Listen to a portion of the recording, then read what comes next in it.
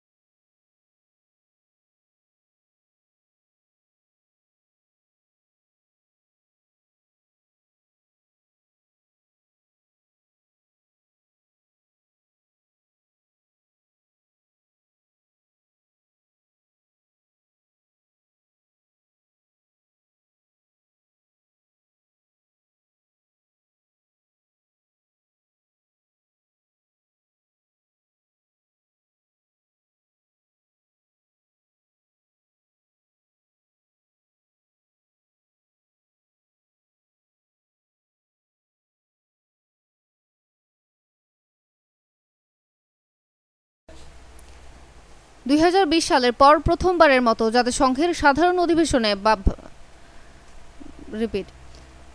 2020 সালের পর প্রথমবারের মতো জাতিসংঘের সাধারণ অধিবেশনে ভাষণ দিতে এসে জাতিসংঘকে এক হাতে নিলেন মার্কিন প্রেসিডেন্ট ডোনাল্ড ট্রাম্প। সাবেক মার্কিন প্রশাসনের সমালোচনা করেই বক্তব্য শুরু করেন ট্রাম্প। শুধু তাই নয়, সীমান্ত ও জলবায়ু ইস্যু নিয়ে চলমান বিশ্ব ধারণাকেও সেকেলে বলে উড়িয়ে দিয়েছেন তিনি। পাশাপাশি ফিলিস্তিনকে স্বীকৃতি দেওয়া মানে হামাসকে পুরস্কৃত করা বলেও মন্তব্য করেছেন আমেরিকান নেতা। মঙ্গলবার নিউ ইয়র্কে জাতিসংঘের 80তম সাধারণ অধিবেশনে উদ্বোধনী পর্বে বক্তব্য দেওয়ার সময় ট্রাম্প বলেন, বিশ্বজুড়ে যুদ্ধ বন্ধ করার দায়িত্ব জাতিসংঘের হলেও এই কাজটি তাকেই করতে হচ্ছে। দ্বিতীয় মেয়াদে প্রেসিডেন্ট হিসেবে দায়িত্ব নেবার পর 7টি যুদ্ধ বন্ধ করেছে। এ কাজের জন্য নোবেল পুরস্কার প্রাপ্য তিনি। তবে তিনি আরও বলেন, নোবেলের চেয়েও বড় পুরস্কার হলো লাখ লাখ মানুষের জন্য নোবেলের চেয়েও বড় পুরস্কার হলো লাখ লাখ মানুষের জীবন রক্ষা করতে পারা। শুধু আন্তর্জাতিক সংস্থাটি নয়,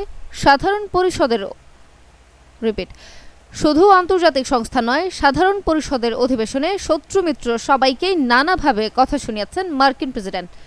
তিনি ওয়াশিংটনের বেশ কিছু মিত্র দেশের ফিলিস্তিন রাষ্ট্রকে স্বীকৃতি দেওয়াকে ভয়াবহ নৃশংসতার জন্য হামাসকে পুরস্কার হিসেবে উল্লেখ করেন এবং একই সাথে শান্তির জন্য জিম্মিদের মুক্তি দিতে গোষ্ঠীটিকে আহ্বান জানান। তিনি বলেন, আমাদের অবিলম্বে গাজায় যুদ্ধ বন্ধ করতে হবে। সুমাইয়া আক্তার, তালাশ পিডি, ডেস্ক রিপোর্ট।